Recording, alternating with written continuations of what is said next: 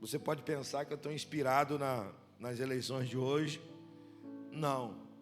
Na verdade, essa palavra ela veio, não foi por causa das eleições. E a gente vai tentar ser breve, porque penso que a maioria aqui não votou ainda, né?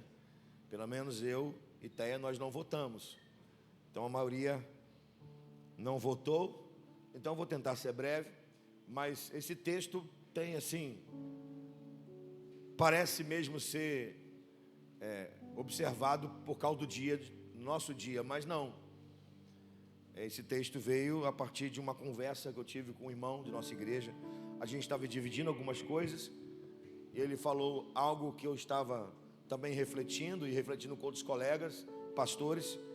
E aí ele compartilhou comigo, e já faz uns 20 dias isso, que Deus, o que Deus falou no coração dele a partir desse texto, que foi devocional dele do dia anterior.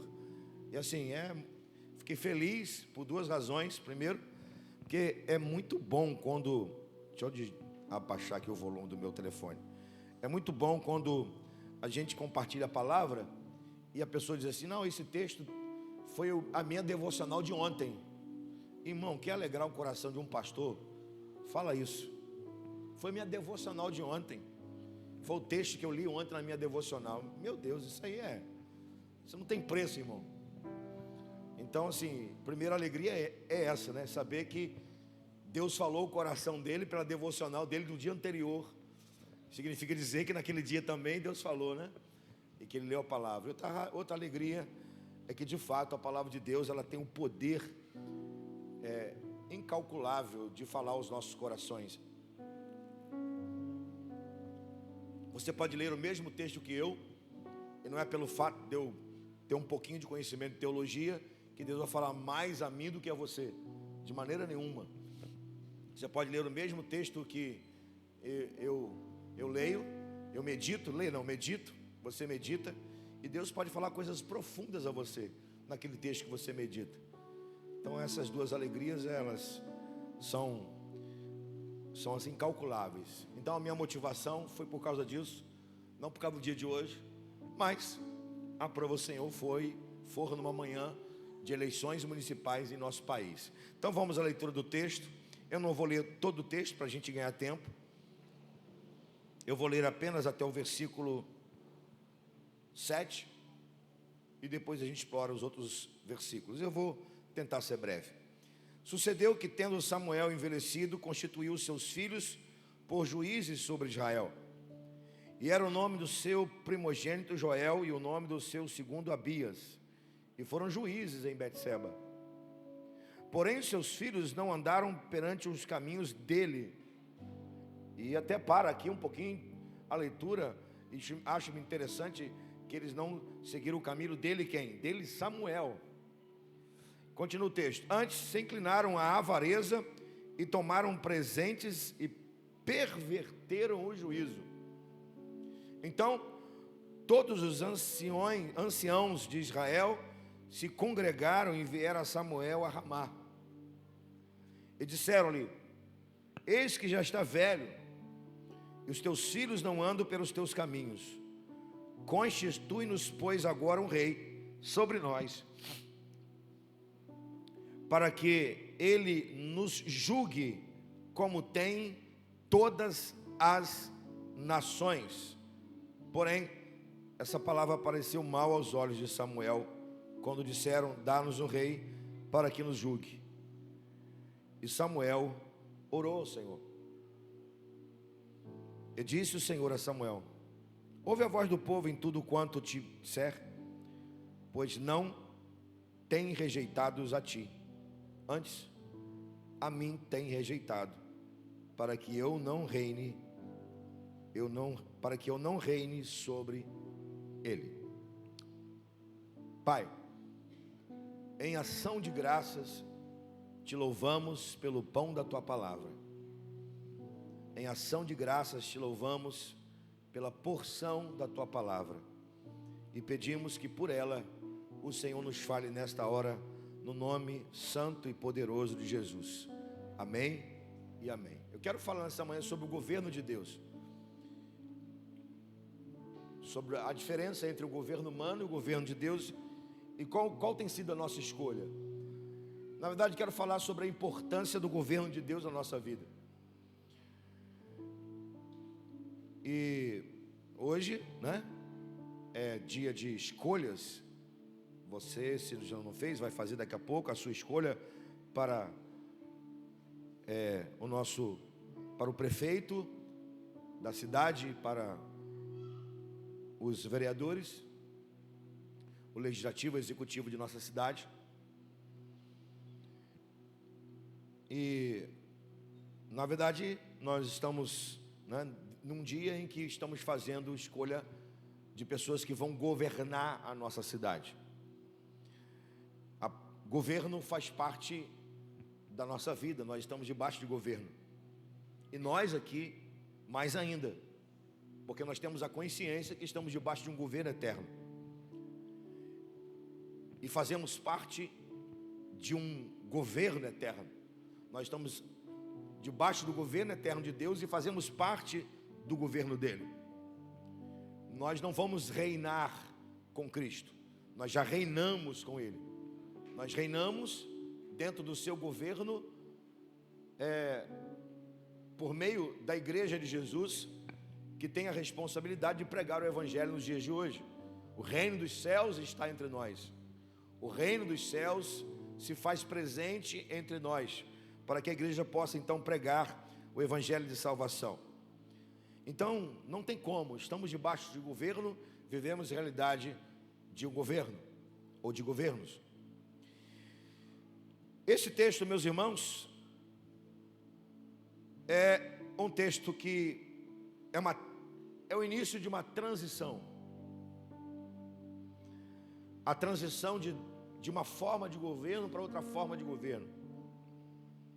Não sei se é do seu conhecimento, ou você não está lembrado, ou você se lembra, que Israel até aqui viveu um período de 430 anos de uma forma de governo. Que forma de governo? Chamado teocrático. São 430 anos de governo teocrático. O que é um governo teocrático? No geral, governo teocrático é um sistema de governo que as ações políticas, jurídicas, elas são submetidas ao povo através da religião. Exemplo: o Vaticano é um governo teocrático,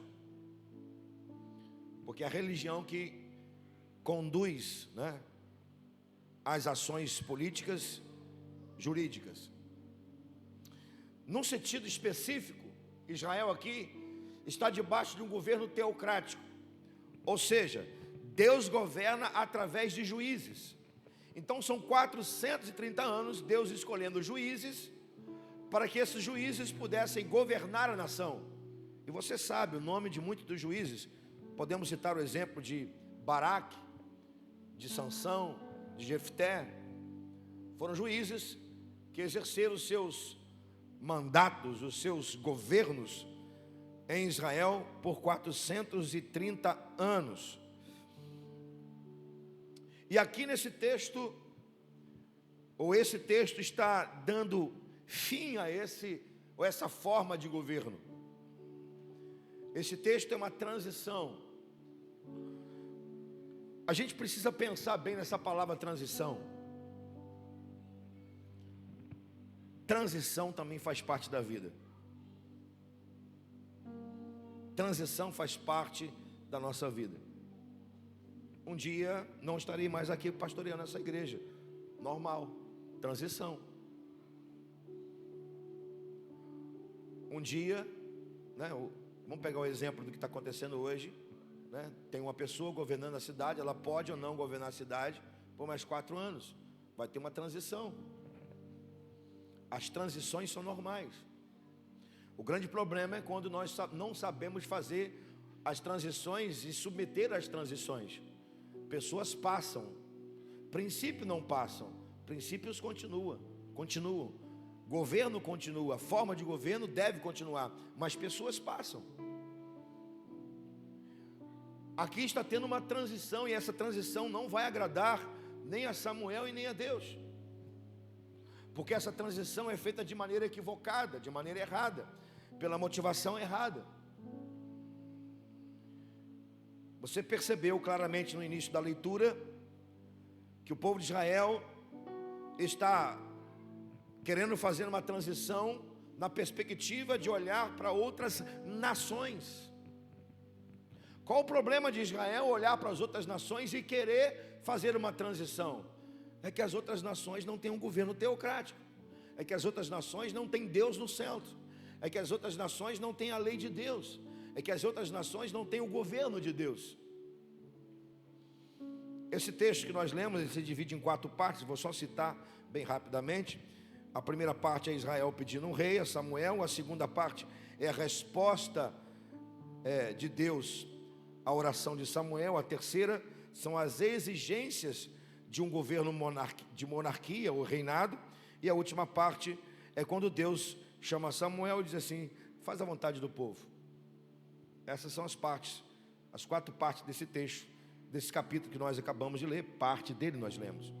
Mas eu quero agora, por alguns minutos, trazer com você, olhar com você, observar com você as verdades por trás desse momento de transição e desse anseio do povo de Israel em querer o rei, em mudar a forma de governo. Tem verdades aqui que elas são importantes, que nós as observamos e trazemos para a nossa realidade enquanto povo de Deus que está debaixo do governo eterno do Senhor. A primeira verdade é essa aqui, ó: a falta de renovação espiritual em Israel. A primeira verdade contida nesse texto é a falta de renovação espiritual em Israel. O texto começa falando dos filhos de Samuel. Sabe o que eu acho interessante? Que Samuel, eles ficam entre 2 gerações. A geração dos filhos de Eli e os seus próprios filhos. Reparou que o comportamento dos filhos de Eli são parecidos com o comportamento dos filhos de Samuel? Repare isso. Penso que os filhos de Eli foram piores do que os filhos de Samuel, evidentemente que foram muito, assim, elevadamente piores do que os filhos de Samuel, mas em essência eles têm o mesmo comportamento, um comportamento igual. Os filhos de Eli com os filhos de Samuel é que os filhos de Eli e os filhos de Samuel, eles eram corruptos. Eles perverteram o juízo. O que é perverter o juízo? É perverter a forma de condução de Deus para com o povo. Então Samuel está nesse meio. Preste atenção aqui, irmão, por favor. Isso aqui é importante. Aliás, tudo aqui é importante. Mas preste atenção, por favor. Samuel é diferente dos filhos de Eli. E lógico, está velho, cansado. E os seus filhos não seguem o seu comportamento. O povo de Israel está dizendo isso.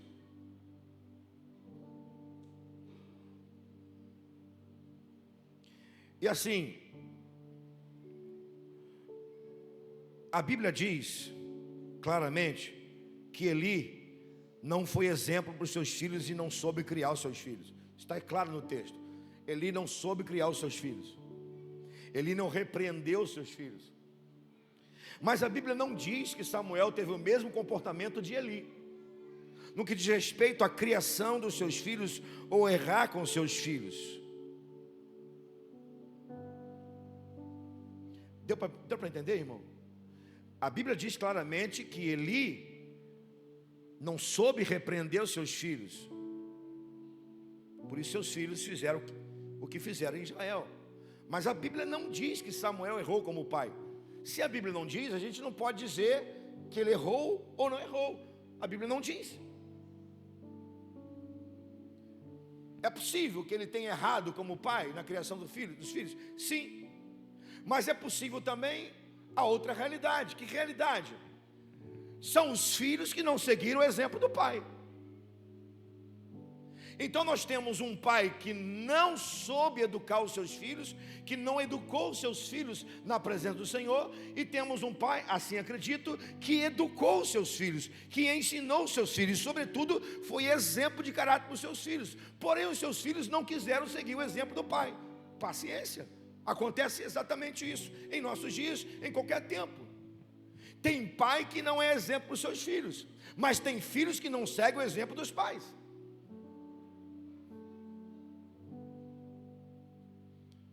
O que está acontecendo aqui é uma crise de liderança espiritual em Israel. Penso que a questão não está essencialmente na criação dos pais.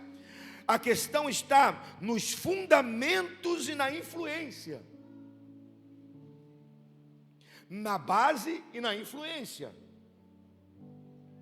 Como assim na base? Samuel não ensinou? Não, Samuel ensinou. Como assim na base? Samuel não ministrou? Samuel ministrou. Como assim na base? Samuel não profetizou? Sim, Samuel profetizou. Não faltou base.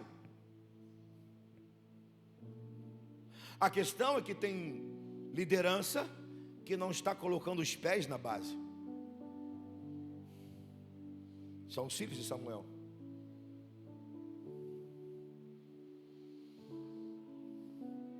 A questão está na influência. Porque os filhos de Samuel ouviram falar dos filhos de Eli. O que isso tem a ver conosco? O que isso tem a ver com a igreja? O que isso tem a ver comigo? O que isso tem a ver com você? Exatamente nesse sentido. A igreja não pode viver crise de liderança espiritual. Eu vou repetir. A igreja não pode viver crise de liderança espiritual.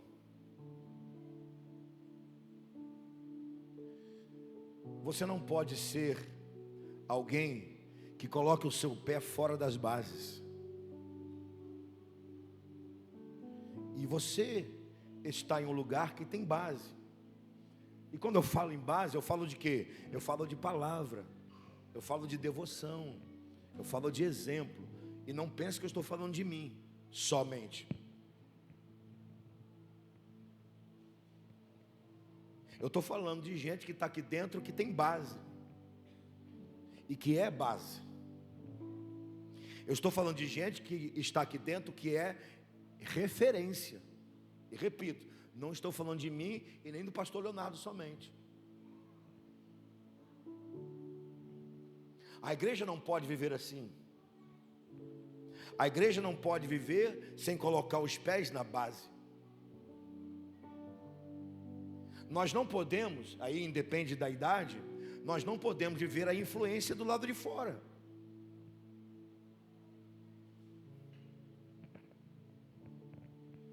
Eu não sei se você já ouviu isso do seu pai, da sua mãe. Eu ouvi pouco. Mas se tivesse ouvido, muitas vezes, hoje eu estaria dando glória a Deus por isso. Mas muitas vezes o pai fala assim com o filho: não faça isso. Mas o filho de fulano faz. Mas você não é filho de fulano. Você é meu filho. Talvez você já tenha ouvido isso do seu pai e da sua mãe. Ou talvez você já tenha dito isso para o seu filho.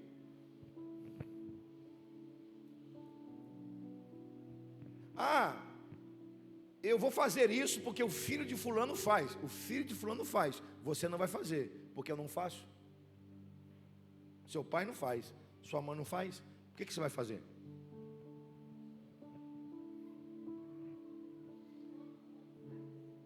Todo mundo faz. Todo mundo não é todo mundo. Você não é todo mundo. Você já ouviu muito isso, né? Você ouviu. Eu não. Mas se eu tivesse ouvido, sem problema, estaria louvando a Deus hoje do mesmo jeito.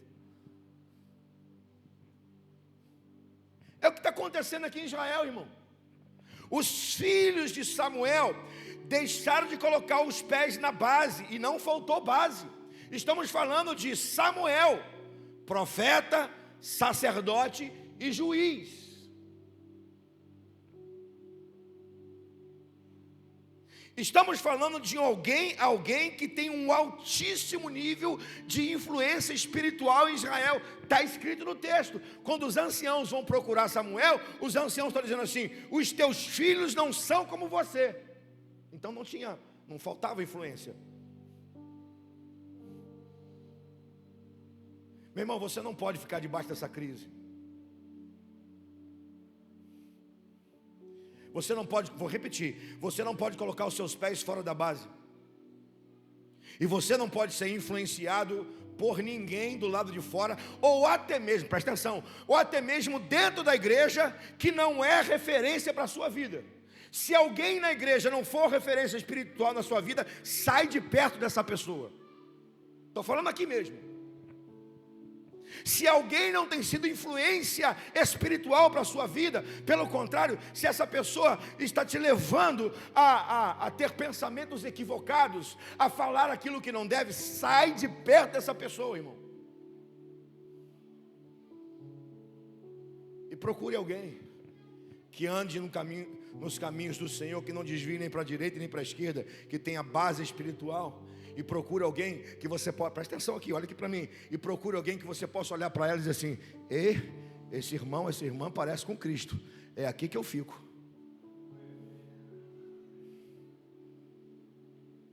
Porque você acha que Cristo vai aparecer na sua frente, como ele viveu aqui 33 anos? Ele vai aparecer na sua frente, sabe como? Sabe como é que Jesus vai aparecer na sua frente? Eu vou te mostrar como Jesus vai aparecer. Fica em pé, pastor. Aliás, pastor, está até escrito com a camisa de Jesus aqui. Ó, aqui, ó. Olha como é que Jesus vai aparecer para você, ó. Estou vendo Jesus nele. É assim que ele vai aparecer na sua vida. Quebrou os óculos não, pastor? Senão ficar com consciência pesada, eu tenho que pagar um óculos novo para você. É assim que Jesus vai aparecer na tua vida. Ele vai aparecer na tua vida através do outro. Por quê? Quem está encarnado hoje? Sou eu e você, não é Jesus. Jesus está no céu, o Espírito está entre nós. E o Espírito que está entre nós nos direciona a procurar pessoas que andam na base e que são influências para a nossa vida. Fazendo assim, irmão, não vai ter crise de liderança na igreja. A segunda verdade que eu quero dividir com você, eu vou tentar correr mais um pouco agora. A segunda verdade contida nesse texto é a crise do afastamento do povo de Deus. Agora, deixa eu falar devagar, porque pode trazer uma confusão. A crise do afastamento do povo de Deus. Ou seja, do povo de Deus, da presença de Deus. É isso que eu quero dizer.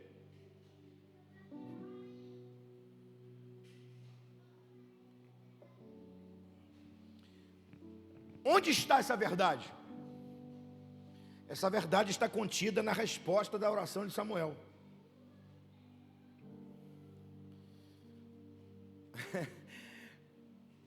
Eu dou até risada. O velhinho Samuel, homem cheio de experiências, de marcas na vida, profeta, sacerdote, juiz, homem cansado. Ele ouve palavras que deixam o seu coração triste, pesado, turbado. E eu quero chamar a sua atenção para o versículo 6 e 7. Olha de novo comigo, por favor. O 6 no seu final diz assim: e Samuel orou ao Senhor.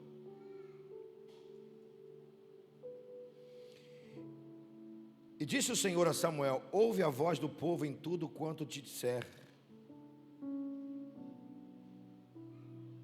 Agora, olha só o que diz a parte B do versículo 7.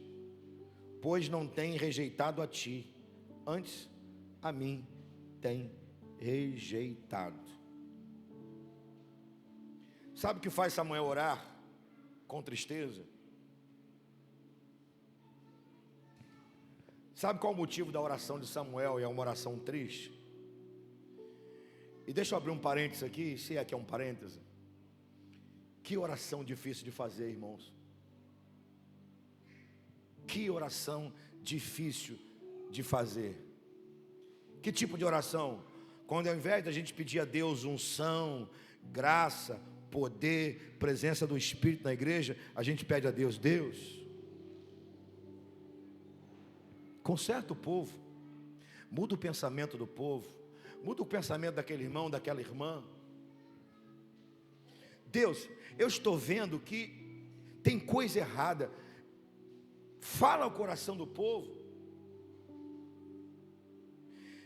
As palavras são duras. Eles estão dizendo assim: o Senhor está velho, Samuel, e os seus filhos não andam como você. Dá-nos um rei. Então, olha só o pedido dos anciãos. Tem três pedidos e um pedido só. Perdão, tem três palavras num pedido só. O Senhor está velho, seus filhos não são como você, dá-nos um rei segundo as nações.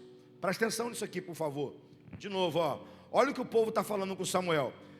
Você está velho, seus filhos não andam como você, nos dá um rei segundo as outras nações, para que ele possa ser o nosso juiz. Então vamos lá. O que deixou Samuel triste? A primeira, a segunda ou a terceira? Você diria, as três, tudo certo. Mas eu vou te afirmar, o que mais deixou Samuel triste não foi a primeira, não foi a segunda, foi a terceira.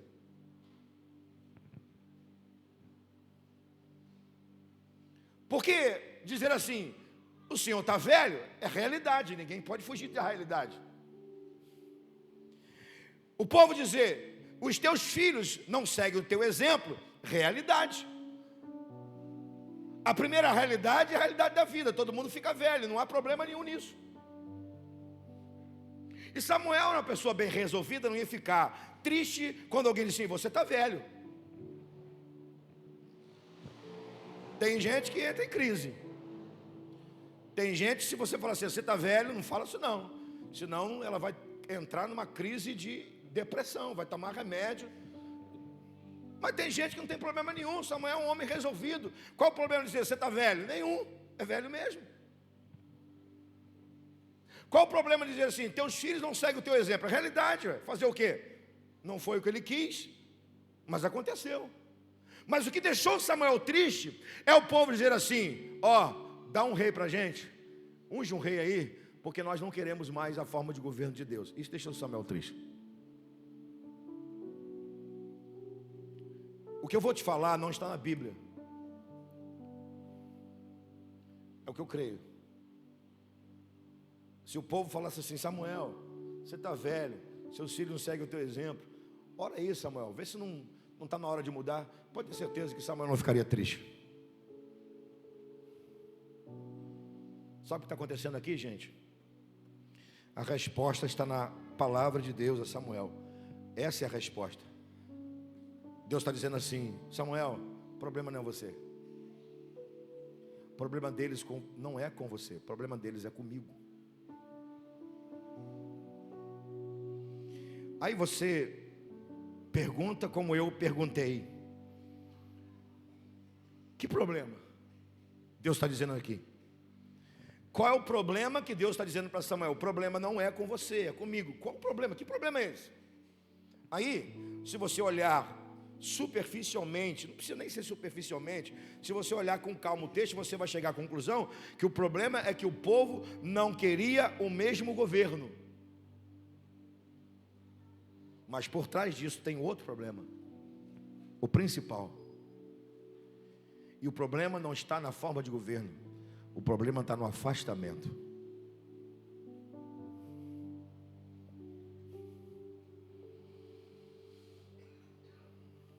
Quando a gente se afasta de Deus, quando a gente se afasta da devoção, quando a gente se afasta da presença, da vontade de Deus, do reino dele, do governo dele, da obra dele, a gente começa a ver defeito em tudo. Prestou atenção no que eu te falei? No que o Senhor está te falando? Quando nos afastamos da devoção, quando nos afastamos da obra, quando nos afastamos da casa, quando nos afastamos da vontade de Deus, a gente começa a ver problema em tudo. O pastor está errado, a igreja está errada, os diáconos estão errados, o culto está errado. Está tudo errado.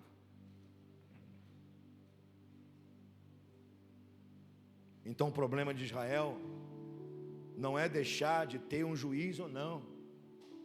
O problema de Israel não é que ter um rei vai resolver o problema, não. O problema de Israel é porque o povo estava afastado de Deus.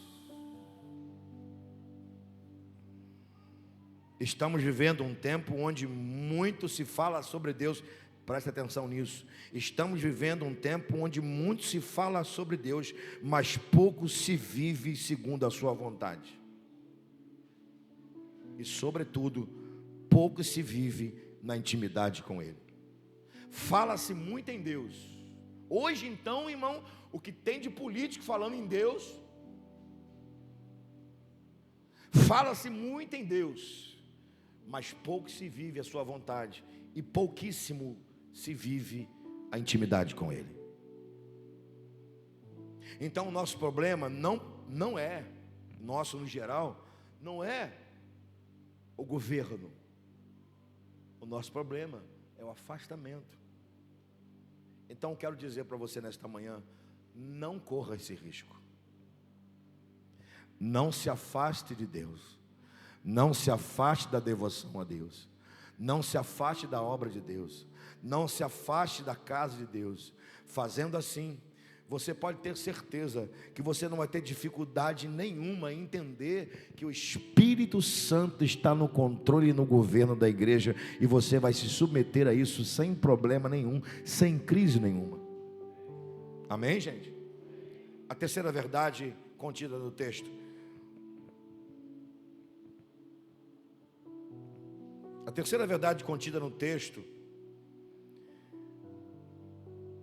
está no fato de Israel fazer um pedido sem mensurar as consequências.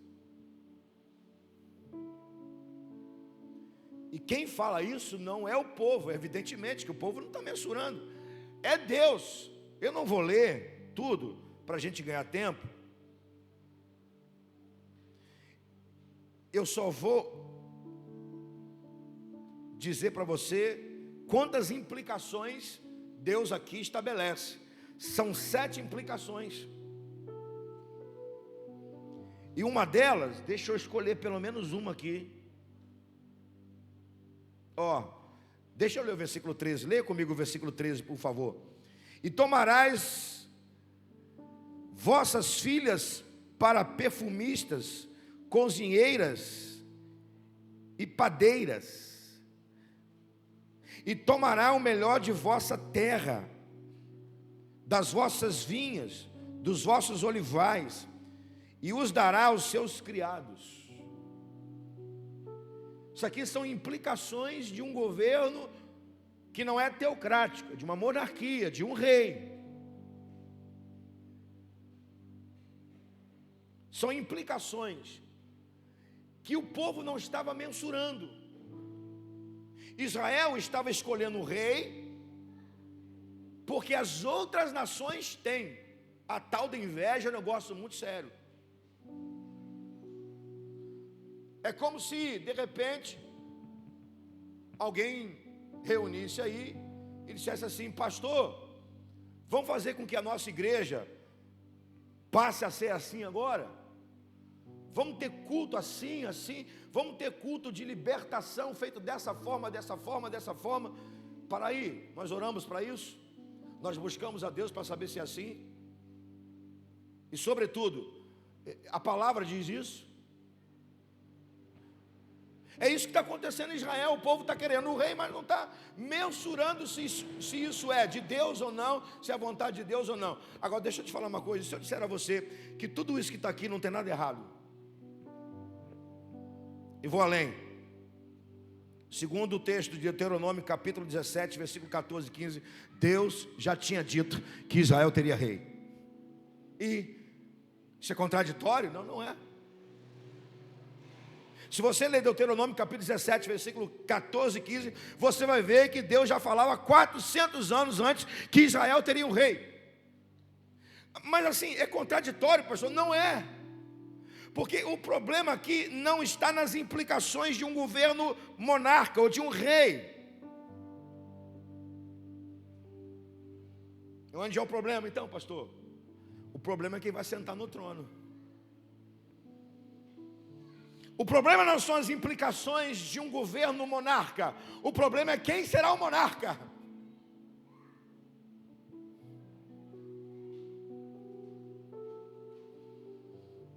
O problema é quem vai sentar no trono. Quem vai sentar no trono vai refletir a justiça de Deus, vai refletir o caráter de Deus, vai estabelecer a vontade de Deus, vai preservar a lei de Moisés. Esse é o detalhe.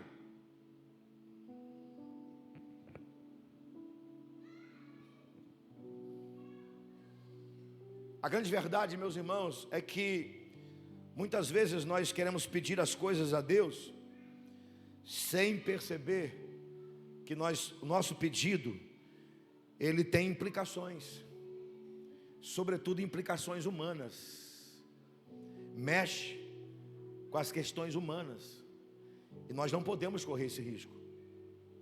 Deixa eu te falar, tudo que você faz na sua vida precisa primeiro ter a vontade de Deus e depois a assinatura dele. Porque quando você faz as coisas segundo a vontade de Deus e segundo a assinatura dele, não importa as implicações. Eu vou usar um termo comum, você vai tirar de letra. Por quê? Porque Deus não vai deixar você sozinho. Última verdade, aqui aí encerro.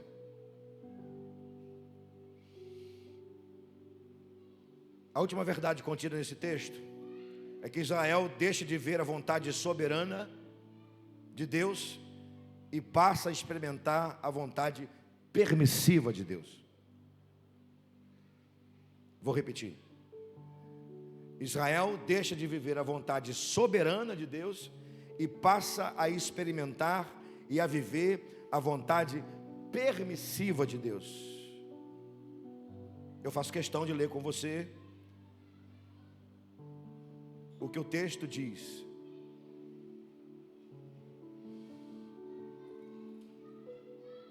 Versículos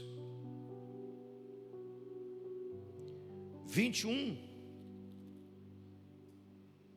e 22 diz assim: ouvindo, pois, Samuel todas as palavras do povo, e as falou perante os ouvidos do Senhor.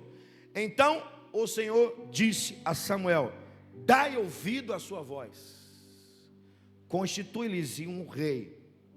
Então Samuel disse aos filhos de Israel: vá-se cada um à sua casa. Sabe o que Deus está dizendo para Samuel? Eles não querem o rei, então dá o rei para eles.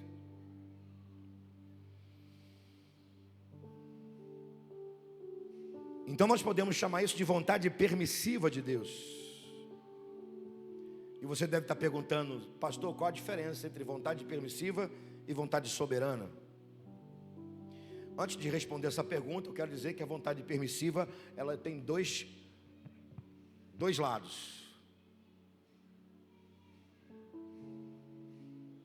A vontade permissiva de Deus pode ser em função de um sofrimento ou de uma prova que nós precisamos passar para sermos aperfeiçoados. Presta atenção, irmão. Presta atenção nisso aqui, por favor.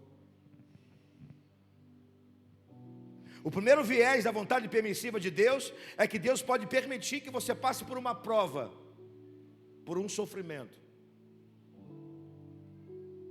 Mas isso tem um propósito: aperfeiçoar você. Posso dar um exemplo para você. O que Jó passou foi vontade permissiva dele. Ele permitiu. E eu não preciso dizer para você qual o final da história de Jó. Esse é um lado da vontade permissiva de Deus. É um viés da vontade permissiva de Deus. Mas tem outro lado da vontade permissiva de Deus. Tem outro viés da vontade permissiva de Deus. A vontade permissiva de Deus pode ser em função de nossas insistências e do nosso abandono à vontade dele.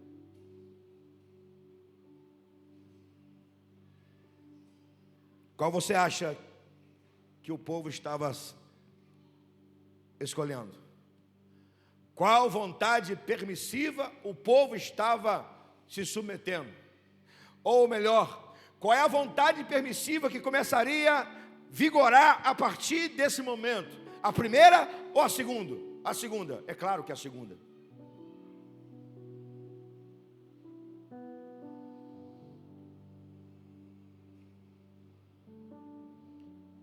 A vontade permissiva de Deus, portanto, que tem dois lados, ela pode nos afastar da vontade soberana de Deus. E o que é a vontade soberana de Deus? A vontade soberana de Deus é a vontade estabelecida na eternidade, para ser cumprida na nossa realidade. Entendeu? A vontade soberana de Deus é estabelecida em eternidade para ser cumprida na nossa realidade. Eu não preciso dizer muito a você o que significa livre-arbítrio. Você pode sair debaixo da vontade soberana de Deus, porque você quer fazer a sua escolha. E se você está insistindo com a sua escolha, Deus sai de cena e deixa você viver a sua. Por favor, não saia da soberania ou da soberana vontade do Todo-Poderoso. Por quê? Porque a vontade dele tem 3 características. Você sabe quais são? Boa, perfeita e agradável. E a sua pode não ser.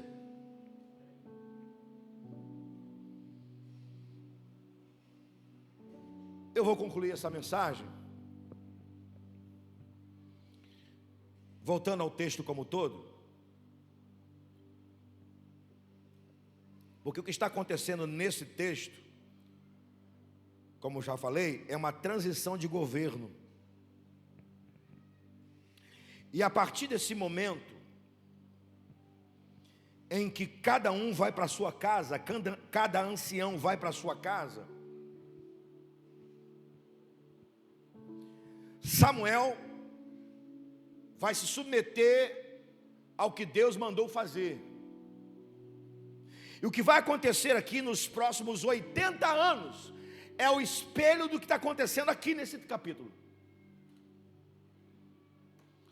Sua atenção para os próximos minutinhos, para que a gente possa encerrar. Aí você vai para casa ou vai, como eu e Teia, diretamente votar.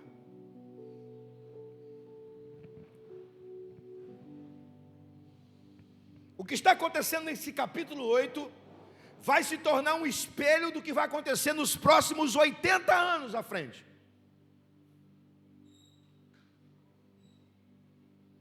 Como assim 80 anos? 40 anos de Saul e 40 anos de quem, gente? Vamos lá, isso é EBD. Se você fugiu da EBD, vamos voltar para ela. Vamos lá. Reino Unido de Israel tem 3 reis. Quais são os 3? Isso não se aprende. Eu não aprendi isso no seminário, não. Eu aprendi na EBD e lendo a Bíblia. Não foi no seminário. Eu já fui para o seminário sabendo disso. Israel é governo unido e governo dividido. Tem 3 reis no governo unido. Quem são os 3 reis? Saul, Davi. Fora o pastor Leonardo, parabéns para você. Se você não falou, se você não conhece, vai estudar, não tem problema. Você não tem tempo para você aprender.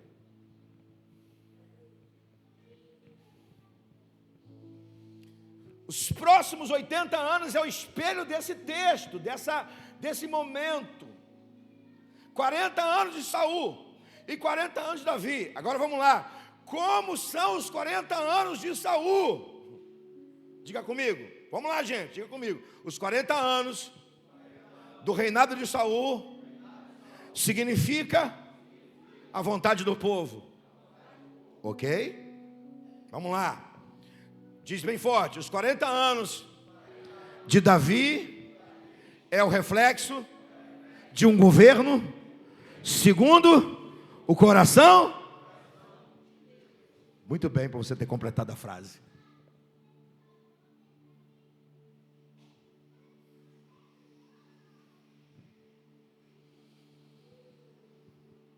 Saul é o reflexo, é o espelho de um governo humano, de uma escolha humana, de uma tendência humana.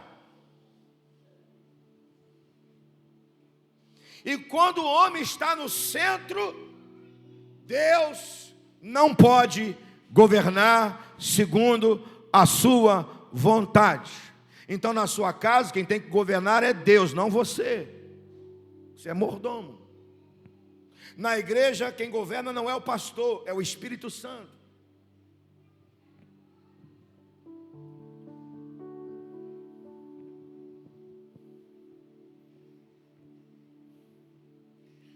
Israel viveu 40 anos sofrendo por causa da sua escolha.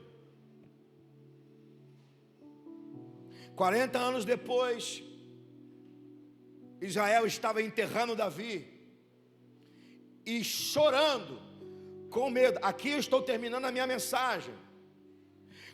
80 anos à frente, Israel está enterrando Davi chorando com um medo. Qual o medo? De dividir o reino. Aconteceu.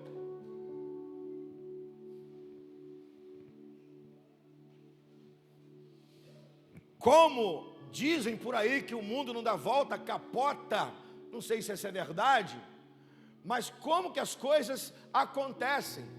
80 anos antes, o povo estava pedindo um rei. 80 anos à frente, o povo estava chorando por causa de um rei segundo o coração de Deus. Olha que coisa.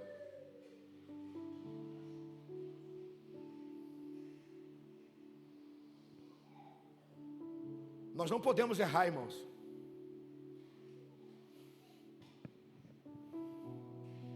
Nós não podemos errar. Nós somos cidadãos do reino dos céus. E nós não precisamos de outro governo.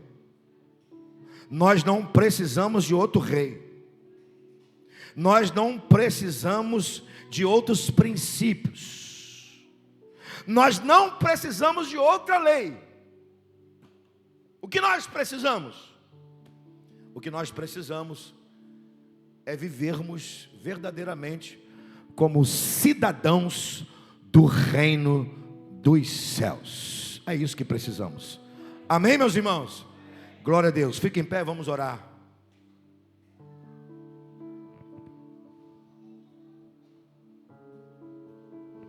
Senhor nosso Deus, nosso Pai, te louvamos porque não falta o teu governo. Que venha o teu reino, que seja feita a tua vontade boa, perfeita e agradável. Que o teu reino venha sobre nós. Senhor, obrigado porque estamos debaixo do teu reino. E como igreja, nós vamos na contramão do povo de Israel. Como igreja, nós queremos dizer muito obrigado pelo teu governo.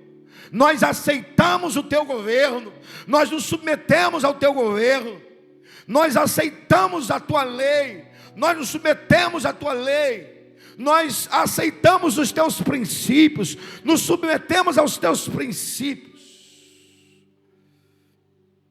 como os teus súditos,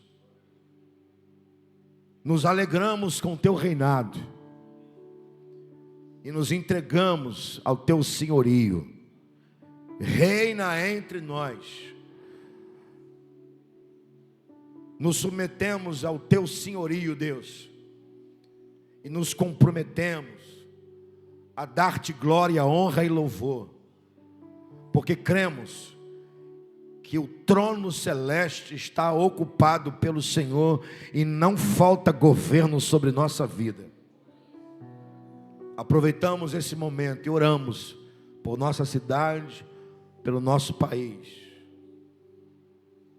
Nos livre dos maus governos, dos governos corruptos. Nos livre de pessoas que só querem explorar. Senhor, a fé não é utopia. E nós cremos pela fé que o Senhor pode de fato levantar pessoas comprometida com a justiça, comprometida com a lei ou com as leis, e servas do povo. Servos do povo. Pedimos isso ao Senhor.